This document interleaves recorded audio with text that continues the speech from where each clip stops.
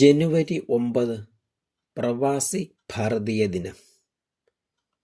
രാജ്യത്തിൻ്റെ സമ്പദ്വ്യവസ്ഥയിലും രാജ്യപുരോഗതിയിലും വളരെ നിർണായകമായ പങ്കുവഹിക്കുന്നവരാണ് പ്രവാസികൾ അഥവാ അന്യദേശത്ത് താമസിച്ചു ജോലി ചെയ്യുന്നവർ.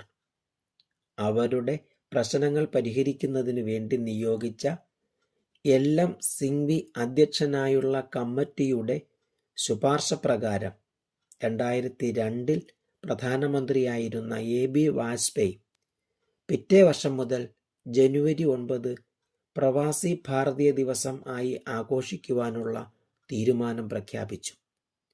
2003 മുതൽ എല്ലാ വർഷവും ജനുവരി 9 പ്രവാസി ഭാരതീയ ദിനമായി ആചരിക്കുകയും ജനുവരി 7 മുതൽ 9 വരെ ഏതെങ്കിലും നഗരത്തിൽ സംഘടിപ്പിക്കുന്ന ദേശീയ ആഘോഷ പരിപാടികളിൽ പ്രവാസി ഭാരതീയർ സമ്മാനങ്ങൾ നൽകി പ്രവാസികളെ ആദരിക്കുകയും ചെയ്യുന്നു.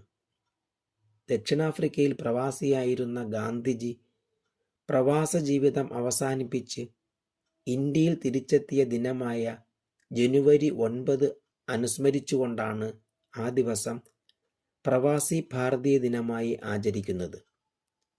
ദാദാ അബ്ദുള്ളയുടെ വക്കീലായി 1893 മെയ് 24 ദക്ഷിണാഫ്രിക്കയിലെത്തിയ ഗാന്ധിജി അവിടെ കണ്ടതും താൻ അനുഭവിച്ചതുമായ വെള്ളക്കാർ കറുത്തവർഗക്കാരോട് കാട്ടിയ വർണ്ണവിവേചനത്തിനും മറ്റു പീഡനങ്ങൾക്കുമെതിരെ 2 ദശകങ്ങളിലധികം കാലം സന്ധിയില്ലാത്ത പോരാട്ടം നടത്തി വിജയം കൈവരിച്ച ശേഷമാണ് അവിടുത്തെ പ്രവാസ ജീവിതം അവസാനിപ്പിച്ച് ഇന്ത്യയിലെത്തുന്നതും തുടർന്ന് ഇന്ത്യൻ സ്വാതന്ത്ര്യ പ്രസ്ഥാനത്തിൻ്റെ ഭാഗമാകുന്നതും. ഒ. ചന്തുമേനോൻ ജന്മദിനം.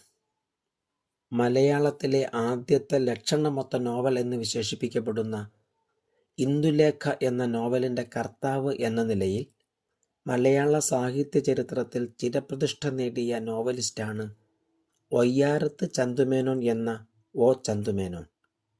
മലയാള നോവൽ സാഹിത്യത്തിൻ്റെ പിതാവായി അറിയപ്പെടുന്ന അദ്ദേഹം 1847 ജനുവരി 9 തലശ്ശേരിക്കടുത്ത് നെടുവണ്ണൂരിൽ ജനിച്ചു.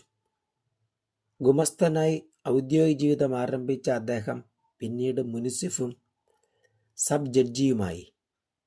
1889 പ്രസിദ്ധീകരിച്ചതും ആ കാലഘട്ടത്തിലെ സ്ത്രീകളുടെ ദുരവസ്ഥയും വിദ്യാഭ്യാസത്തിൻ്റെ പ്രാധാന്യവും നമ്പൂതിരി സംബന്ധങ്ങളുടെ അസംബന്ധതയും വരച്ചുകാട്ടുന്നതുമായ ഇന്ദുലേഖ എന്ന നോവൽ മലയാളത്തിലെ ഏറ്റവും കൂടുതൽ ആളുകൾ വായിച്ച ഏറ്റവും മനോഹരമായ നോവലുകളിൽ ഒന്നുകൂടിയാണ്.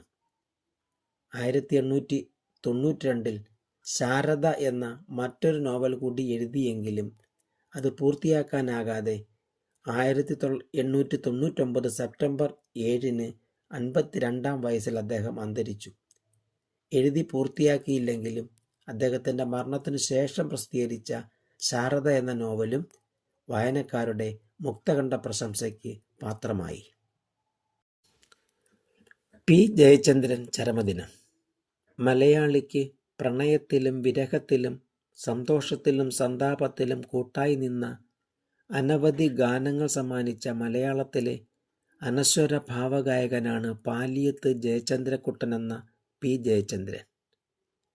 1965 കുഞ്ഞാലിമരയ്ക്കാർ എന്ന സിനിമയിലെ മുല്ലപ്പൂമാലയുമായി എന്ന ഗാനമാലപിച്ചുകൊണ്ട് ചലച്ചിത്ര പിന്നണി ഗാനരംഗത്തേക്ക് കടന്നു വന്നു. 1964 കളിത്തോഴൻ എന്ന സിനിമയിലെ മഞ്ഞലയിൽ മുങ്ങിത്തോർത്തി എന്ന ഗാനത്തിലൂടെ ശ്രദ്ധേയനായി.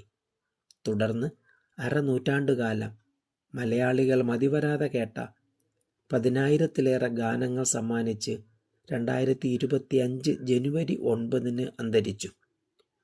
5 തവണ മികച്ച ഗായകനുള്ള സംസ്ഥാന പുരസ്കാരവും 1 തവണ ദേശീയ പുരസ്കാരവും നേടിയ അദ്ദേഹത്തിന് 2021 സിനിമാ രംഗത്തെ സമഗ്ര സംഭാവനയ്ക്കുള്ള JC ഡാനിയൽ പുരസ്കാരവും ലഭിച്ചു. സത്യേന്ദ്രനാഥ ടാഗോർ ചരമദിനം. വിശ്വമഹാകവി രവീന്ദ്രനാഥ ടാഗോറിൻ്റെ മൂത്ത സഹോദരനും ബംഗാളിലെ സാംസ്കാരിക നവോത്ഥാന നായകരിൽ ഒരാളുമാണ് സത്യേന്ദ്രനാഥ ടാഗോർ. ഇന്ത്യൻ സിവിൽ സർവീസിൽ ചേർന്ന ആദ്യ ഇന്ത്യക്കാരൻ എന്ന ചരിത്രഖ്യാതിയും ഇദ്ദേഹത്തിനുണ്ട്. അതുവരെ ബ്രിട്ടീഷുകാർ മാത്രമുണ്ടായിരുന്ന ഇന്ത്യൻ സിവിൽ സർവീസിലേക്ക് 1863 അദ്ദേഹം എത്തുന്നത്. അറിയപ്പെടുന്ന എഴുത്തുകാരനും കവിയും കൂടിയായിരുന്നു അദ്ദേഹം. മിലേ സബേ ഭാരത് സന്താൻ എന്ന് തുടങ്ങുന്ന ഇന്ത്യയിലെ ആദ്യത്തെ ദേശഭക്തി ഗീതങ്ങളിലൊന്നായി കണക്കാക്കപ്പെടുന്ന ഗീതം രചിച്ചതും ഇദ്ദേഹമാണ്.